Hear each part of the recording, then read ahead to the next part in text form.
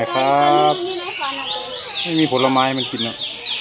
ครูเขาไปให้อาหารไปเบิ่งลิงนะเขาจะเขียนบอกว่าห้ามให้อาหารสัตว์ห้ามเขาใกล้ในอามแล้วเพื่อนเราไปเขาใกล้ลิงบอก ค่ะ ว่าอย่าไปเข้าใกล้เด้ โอ้เขาจุดเขาเกือบมากินตับกันเลยมันดึกมาเสร็จอ้าวจะขนมั้ยบอกกันนี่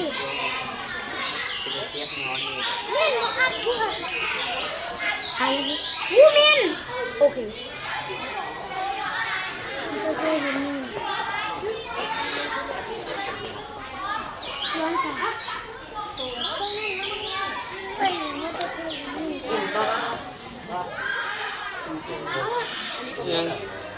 เม่น